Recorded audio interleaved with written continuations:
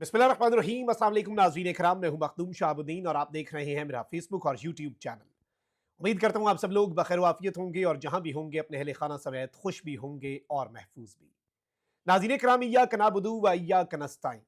ऐ अल्लाह, हम तेरी इबादत करते हैं और तुझसे ही मदद मांगते हैं।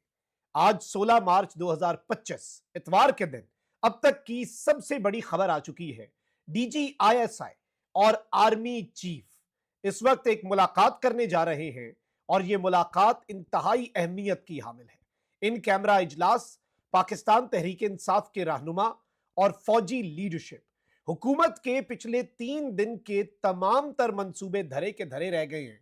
और इस एक मीटिंग से अगर हम ये कहें कि एक जानिब तो इमरान खान और मौलाना फजल रहमान के लिए सूरत हाल यकसर तब्दील हुई है, तो वहीं दूसरी जानिब इस निजाम के लिए ये एक आई ओपनर भी है, क्योंकि इस सब के अंदर जो कुछ भी हमारे मुल्क के अंदर हो रहा है उस सब में इमरान खान के बगैर और पीटीआई के बगैर अब आगे नहीं बढ़ा जा सकता।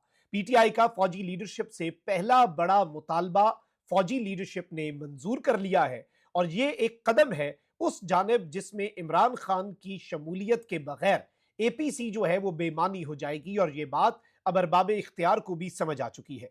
इसके साथ ही साथ एक और बड़ा दिलचस्प मामला हुआ है और आपको पता है कि नवाज शरीफ साहब, मुस्लिम लीग नवाज के कायद, मुस्लिम लीग नवाज के सदर, पाकिस्तान वापस आए थे वजीर आजम बनने के लिए। और अब वो पूछते होंगे कि मुझे क्यों बुलाया, लेकिन अब नवाज शरीफ साहब आइंदा नहीं पूछेंगे मुझे क्यों बुलाया, क्योंकि नवाज शरीफ को एक बहुत बड़ा ओहदा दिया गया है। अब ये बहुत बड़ा ओहदा है या मियां मोहम्मद नवाज शरीफ साहब को औकात याद दिला दी गई है। जो जिम्मेदारी उन्हें इस वक्त हुकूमत के अंदर मिली है वो जिम्मेदारी सुनकर आप भी शर्मा जाएंगे कि मियां साहब के साथ इससे बड़ी ज्यादती और कोई नहीं हो सकती थी जो आज उनकी अपनी बेटी ने उनके साथ कर दी है। इस हवाले से भी इंटरेस्टिंग डिटेल्स हैं।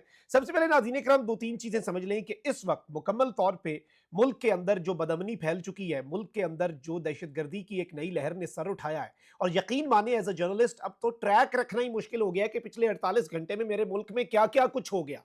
मतलब इतना कुछ हुआ है, सानिया जाफर एक्सप्रेस के बाद भी इतने वाकयात हो रहे हैं और इसमें यह सवाल पूछने में हम हक बजानिब है। बिलाशुबा ये पूरी कौम दहशतगर्दी के खिलाफ शाना बशाना खड़ी है, कौमी यकजहती भी है, लेकिन ये सवाल भी तो हम पूछेंगे ना कि ये सब कुछ क्यों हो रहा है। हम दहशतगर्दों से नहीं पूछ सकते, ना ही दहशतगर्दों से शिकवा कर सकते हैं कि भाई आपने ये क्यों किया, आप ये दहशतगर्दी क्यों कर रहे हैं। इसीलिए तो कहते हैं कि तू इधर उधर की ना बात कर, ये बता के काफिला क्यों लुटा, मुझे राहजनों से गिला नहीं, तेरी राहबरी का सवाल है। तो हम तो ये सवाल पूछेंगे, पाकिस्तान तहरीक इंसाफ भी ये सवाल पूछ रही है। अब इस सब में हुकूमत जो है उसकी पूरी कोशिश थी कि जी इस सारे मामले के अंदर पाकिस्तान तहरीक इंसाफ को इन्वॉल्व किया जाए और इसमें बीएलए को तो छोड़ देना, उनके खिलाफ कुछ करना या नहीं करना वो माने नहीं रखता इनके लिए, बस पीटीआई को रगड़ा लगा लिया जाए, पीटीआई के खिलाफ कोई और क्रैकडाउन हो जाए। इसीलिए इस तरह की स्टेटमेंट्स दी गई वजीर इत्तलात की तरफ से कि इंडियन मीडिया, बीएलए और पाकिस्तान तहरीक इंसाफ तो एक पेज पे हैं। ऑल्दो आप ये देखें कि फौजी तर्जुमान डीजीआईएसपीआर ने कामरान शाहिद के शो में पीटीआई का नाम नहीं लिया, लेकिन इनडायरेक्ट बात की जो कि उन्होंने बाद में अवॉइड की अपनी प्रेस कॉन्फ्रेंस में। और प्रेस कॉन्फ्रेंस जो है वो पॉलिसी होती है मिलिट्री की, तो मिलिट्री ने उस चीज को अवॉइड किया, अवर्ट किया। और इस सारे मामले के अंदर पाकिस्तान तहरीक इंसाफ ने भी अपना पत्ता फेंका, पाकिस्तान तहरीक इंसाफ ने भी अपने कार्ड्स जो हैं वो शो किए और इस निजाम को चारों शाने चित किया। और मैंने आपको कहा था कि एस्टैब्लिशमेंट का एक बहुत बड़ा इम्तिहान जो है वो पीटीआई ने शुरू कर दिया। एक तो सलमान अकरम राजा ने अच्छा काम किया कि जो लोग गलत किस्म का प्रोपेगेंडा कर रहे थे या मजाक उड़ा रहे थे दहशतगर्दी के वाकयात के ऊपर या फिर एंटी स्टेट बात कर रहे थे, देखिए इदारों के ऊपर तनकीद एक अलग चीज है, लेकिन रियासत का एक अपना आप कह लें कि इंटरेस्ट होता है। और पाकिस्तान तहरीक इंसाफ जो है उसने उन तमाम तर लोगों से सोशल मीडिया के अकाउंट से इज़हार ताल्लुक ही कर दिया, वेल एंड गुड। उसके बाद पीटीआई ने कहा कि एपीसी बुलाएं और वो एपीसी इमरान खान के बगैर इनकम्प्लीट है। अब हुकूमत को इस बात से मिर्चें लग गई। हुकूमत को यह है कि इमरान खान बिलाशुबा, ऑल्दो रियलिटी यही है कि Imran Khan is the missing piece of the puzzle. Imran Khan अगर आ जाए तो कम से कम जो एक नेशनल यूनिटी है, कौमी यकजहती जो है, वरना इस फॉर्म 47 वाली हुकूमत की क्या वक़्त, इनकी क्या हैसियत, इनकी आवाम के अंदर क्या स्टैंडिंग है। अब आप ये देखें कि दो मुतालबात पीटीआई ने की, एक ये कि एक एपीसी बुलाई जाए और उस एपीसी में इमरान खान साहब जो है उन्हें मदऊ किया जाए। दूसरा, साहबजादा हामिद रजा ने यह बात कही कि जी इन कैमरा इजलास जो है वो पार्लियामेंट के अंदर बुलाया जाए और फौजी लीडरशिप जो है, आर्मी चीफ और डीजीआईएसआई आए। हमारे बहुत से सवालात हैं, हमारे बहुत से कंसर्न्स हैं, बेशक इन कैमरा इजलास हो, तल्ख सवालात होंगे हमारे, हम बहुत तल्ख बातें पूछेंगे, हम उनसे हिसाब लेंगे, उनसे बात करेंगे, वो हमें समझाएंगे, हम समझने की कोशिश करेंगे, हम क्रॉस क्वेश्चंस करेंगे। उन्हें आना चाहिए पार्लियामान और पार्लियामान को जवाब दे होना चाहिए। अब पाकिस्तान तहरीक इंसाफ के इन दोनों मुतालबात में से एक मुतालबा मान लिया गया है और बड़ी डेवलपमेंट यह है कि हुकूमत ने मुल्क में बढ़ती हुई दहशतगर्दी के पेश नज़र पार्लिमानी कौमी सलामती कमेटी का इजलास बुलाने का फैसला किया। अब ये याद रखिएगा कि अगर सिर्फ कौमी सलामती कमेटी का इजलास होता तो गवर्नमेंट और मिलिट्री लीडरशिप जो है वो एक पेज पे बैठ के फैसले ले लेते, लेकिन पार्लिमानी कौमी सलामती कमेटी के इजलास का ये मतलब है कि सारी की सारी पार्लिमानी जमातें उसमें मौजूद होंगी। शहबाज शरीफ साहब ने पार्लिमानी कौमी सलामती कमेटी का इजलास बुलाने के लिए मुशावरत शुरू कर दी है। पार्लियामेंट की कौमी सलामती कमेटी का बंद कमरा इजलास 19 या 20 मार्च को मुतवक्के है। इजलास स्पीकर कौमी असम्बली सरदार अयाज सादिक की जेर सदारत होगा। शहबाज शरीफ इस इजलास में शिरकत करेंगे। ज़राए ने कहा कि इजलास में आला अस्करी क़यादत और इंटेलिजेंस इदारों के सरबराहान भी शरीक होंगे, यानी कि इसमें आर्मी चीफ, DGISI, DGMI, इन सब की शिरकत मुतवक्के है।